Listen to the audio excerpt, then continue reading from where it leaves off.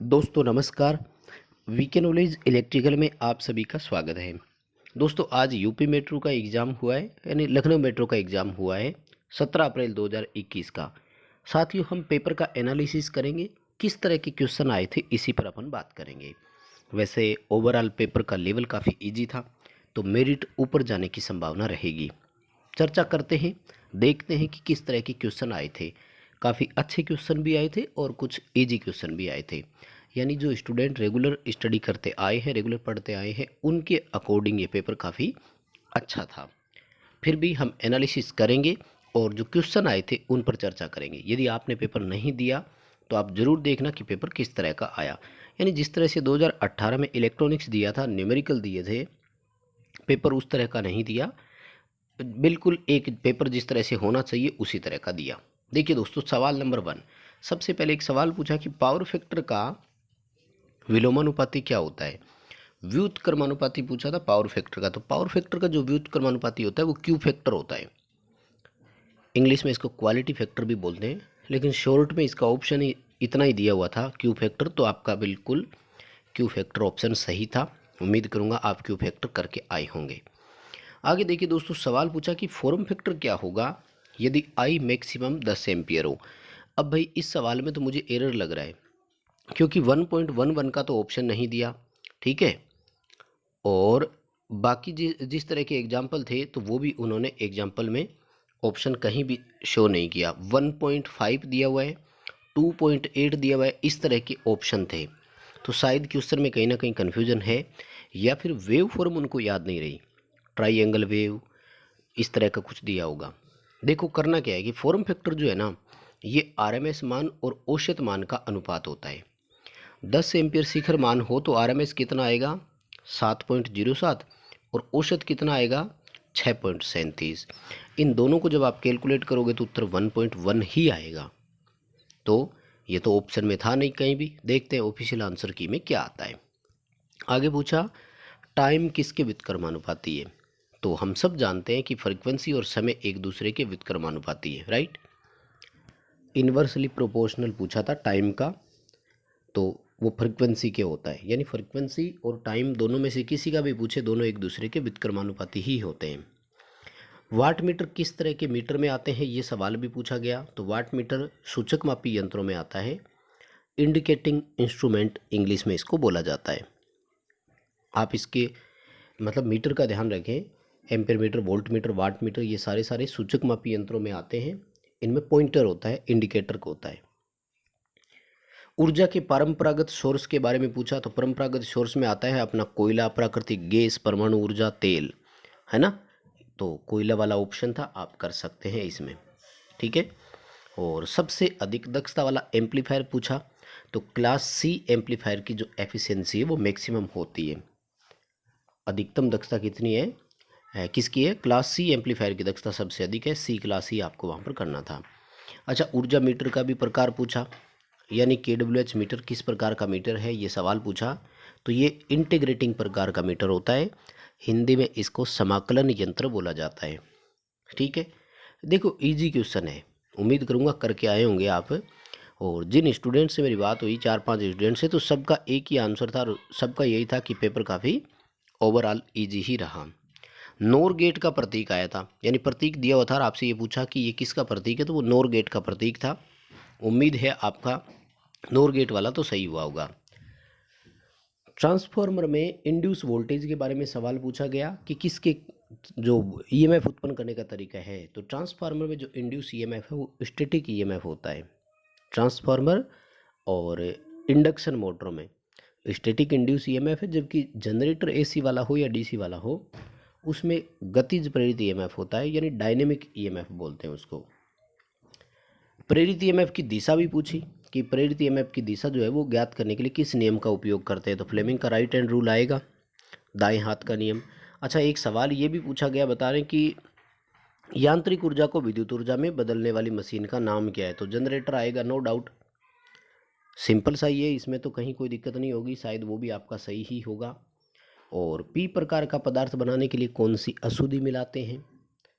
तो 3 संयोजकता वाली अशुद्धि मिलाते हैं, indium, gallium, boron.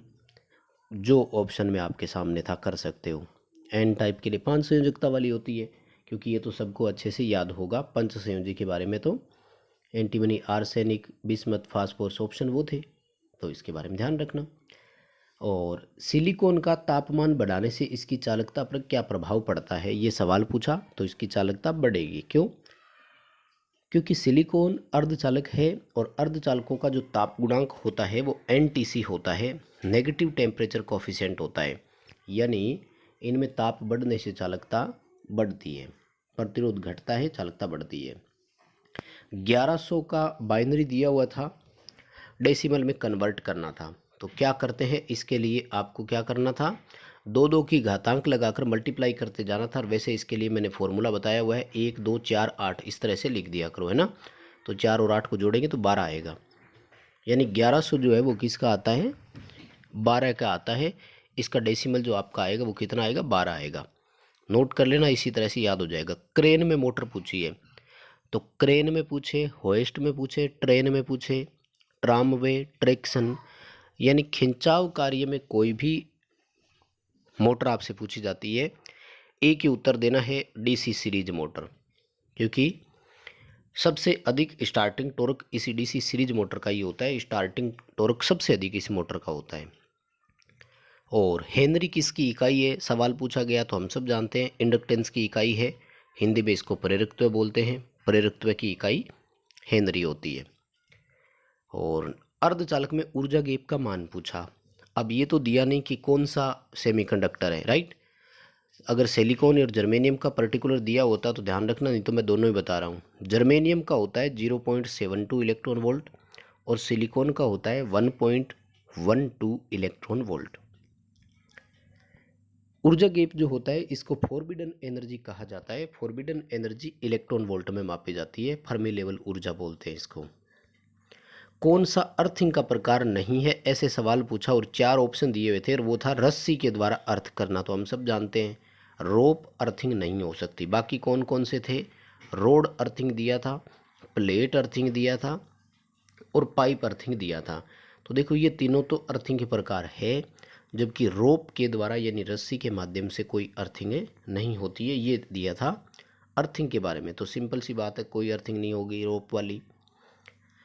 3 phase induction motor की रोटर गति पूछी थी कि वो सिंक्रोनस गति से कैसी होनी चाहिए। ध्यान रखना, इंडक्शन मोटर में रोटर गति हमेशा सिंक्रोनस गति से कम होनी चाहिए, तभी मोटर चलेगी और टॉर्क देगी।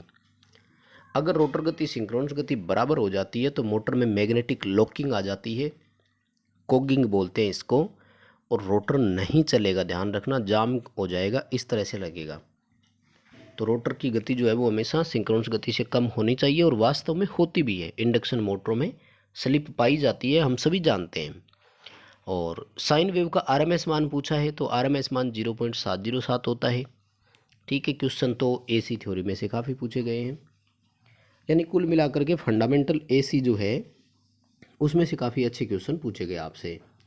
प्रतिरोध का विलोमानुपाती भी पूछा, तो रेजिस्टेंस का विलोमानुपाती जो है वो कंडक्टेंस होती है। क्या बोलते हैं, चालकत्व बोल सकते हो या चालकता बोल सकते हो, इंग्लिश में कंडक्टेंस बोलते हैं। महो या साइमन जो है वो उसकी इकाई होती है। स्टार्टिंग के समय डीसी मोटर में बैक ईएमएफ पूछा, तो डीसी मोटर जो है उसका बैक ईएमएफ है गति के समानुपाती होता है। स्टार्टिंग के समय गति 0 है तो बैक ईएमएफ भी कितना माना जाता है, 0 ही माना जाता है। सिंपल से क्वेश्चन थे, उम्मीद है सभी के सही हुए होंगे।